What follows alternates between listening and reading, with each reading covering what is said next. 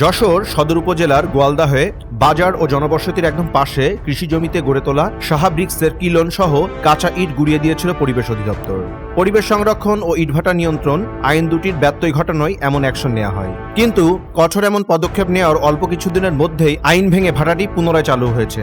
ওই ভাটাটির 1 থেকে 1.5 কিলোমিটার দূরে মুক্তা ব্রিক্সের বিরুদ্ধেও একই অ্যাকশন নেওয়া হলেও ফের ইট উৎপাদন শুরু করেছে।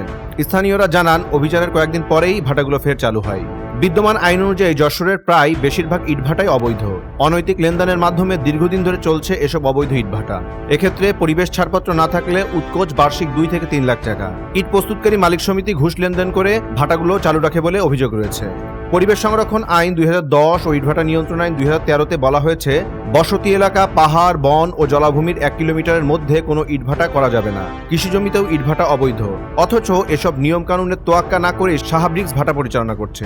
গোয়ালদহ বাজারের একদম কাছেই কৃষি জমিতে ভাটাটির অবস্থান। ভাটার পাশে বিস্তীর্ণ ফসলের মাঠ, আর এক পাশে জনবসতি। এই ভাটার চিমনি থেকে নিঃসৃত গরম ছাই ধানের ক্ষেতে ছড়ানোয় প্রতি বছর ক্ষতিগ্রস্ত হন কৃষকেরা। এদিকে মুক্তা ব্রিক্সও কৃষি জমিতে গড়ে উঠেছে।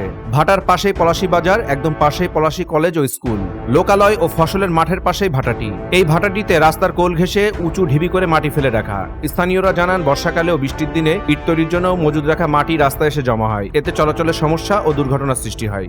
গত বছরের 27 নভেম্বর পরিবেশ অধিদপ্তরের যশোর জেলা কার্যালয়, খুলনা বিভাগীয় কার্যালয়ের সহযোগিতায় সদর উপজেলা, মনিরামপুর ও কেশবপুর উপজেলায় অবৈধ ইটভাটার বিরুদ্ধে অভিযান চালায়।